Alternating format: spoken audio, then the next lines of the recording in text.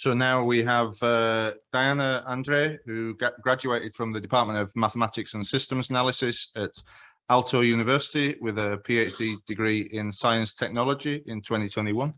She joined Connie in 2020 and works as a senior data scientist under, apologies, I'm going to refrain from trying to pronounce that name because I'm going to fail miserably. And the paper is Impact of the Load Area Bypass Feature on Passenger Service Level. Thank you very much. So nowadays, the lifts are having a load bypass feature, which helps lifts not serve a call when it is loaded over a certain limit, which is usually called bypass load, set to 60 or 80% of the rated load, typically. When passengers travel without any belongings, this traditional load bypass feature works well in reducing unnecessary lift stops. A lift stop is unnecessary if the lift stops to serve a call, but then nobody enters or exits the lifts. There are many reasons for such stops to occur. For example, the passengers give a wrong call, or they leave the car before they reach their destination. The considered unnecessary lift stops we are analysis in our paper are those that happen because there is no space in the lift for someone else to board it. When passengers travel with light objects like luggages, this load bypass feature usually is not enough and unnecessary stops happen.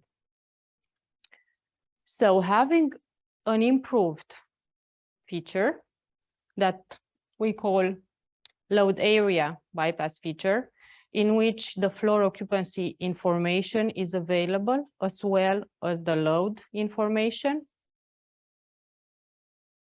might help in reducing the unnecessary lift stops. The purpose for today is not to show you the impact of such load area bypass feature in a certain real building, but rather to see dependencies on different factors. For that, we have simulated various scenarios. We've analyzed the simulation results for the load bypass feature. Then we checked the improvement for the load area bypass feature, and we ended up drawing conclusions. So these are the steps that I will follow today. So the presentation will show the impact of the improved bypass feature, how we like to call it, on different key performance indicators, such as number of unnecessary lift stops, average waiting time, and average time to destination of passengers. For the study case, we've used a hotel as a building type that has conventional group control. The instances were created by varying the lift group size, the portion of passengers that have belongings with them, the luggage size, the traffic pattern, as well as traffic intensity, the values of the floor occupancy threshold, and the measurement error. One thing to note, we have varied the measurement error only for the load area bypass feature and not for the traditional load bypass feature. Before starting the simulations, we made sure that the buildings we've created were sized to provide a good service level. And for the passenger arrival rate, we'd like to mention that although we used a few arrival rates, like from 4 to 15%, if we take into consideration the luggage that the passenger transports, then the actual arrival rate varies from very low, 4.4%, of the population in 5 minutes to very high, 37.5%. Now, looking at all the simulations that we did with only the load bypass feature, we've noticed that the number of unnecessary lift stops is quite low. We observed about 5.31%. All of the stops were unnecessary stops. Also, the majority of the passengers do not face any unnecessary lift stops. So about 90%, they didn't face any unnecessary lift stop. Despite that, for those passengers that did face unnecessary lift stop, the impact was quite big, and we will see that later. We've also learned that the number of unnecessary lift stop depends on traffic pattern and traffic intensity. And it is now visible on the screen that the busiest the traffic is, the more unnecessary stops occur. Also, it depends on the number of passengers traveling with luggage. It's visible in this graph, and on the luggage size. So if we have many passengers with large luggages, for sure we will have a lot of unnecessary lift stops.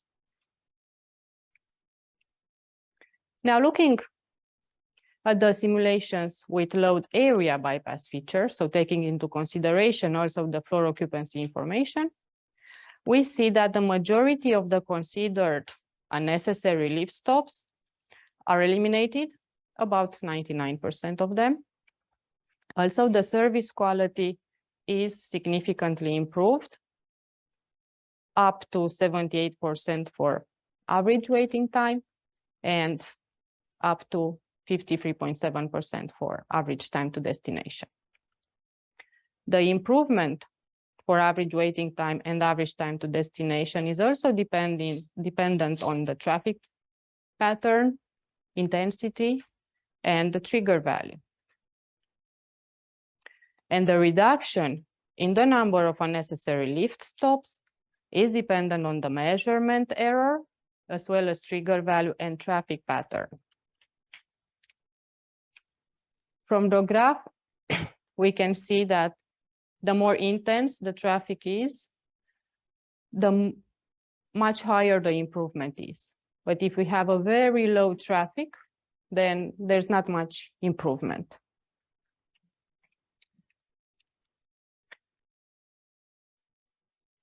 Very interesting result was to see that the load area bypass feature makes the service fairer for passengers with luggage. For example, looking at average waiting time and average time to destination of passengers without luggage and compare it with that, with the same, but for passengers with luggage, we see that there's a big difference. So those traveling with luggage, they wait more than those that travel without any luggage. Now, if we apply the load area bypass feature, not only we have decreased the average waiting time, but also the difference between passengers with and without luggage is not as big. And finally, the load area bypass feature also makes the service fairer between floors. Without knowing the floor occupancy information, the simulation results show that there is a big difference in average waiting time of passengers at different floors, but also based on their direction of travel. With the load area bypass feature, we see that the service is much more balanced. Also between floors and when we look at the direction of the travel.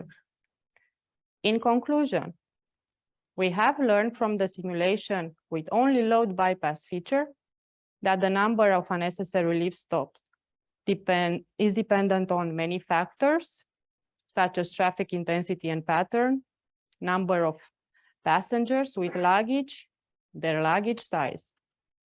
The service quality is also unbalanced between floors and between different passenger groups due to the unnecessary stops. Simulation results with load area bypass feature has demonstrated that the majority of the considered unnecessary lift stop can be eliminated. The service quality can be significantly improved. And we also have a fairer service between floors and between passengers with and without belongings. But keep in mind that the reduction is dependent on multiple factors. So to stress one more time, the purpose of this study was not to show the impact in a certain building, but rather to see the dependencies. Sorry.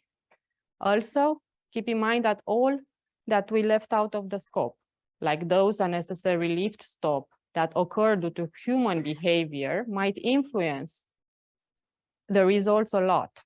So to have a clear understanding what will happen in a real scenario, we would need to do experiments in such real building, or we need to do simulations with measured traffic. Thank you.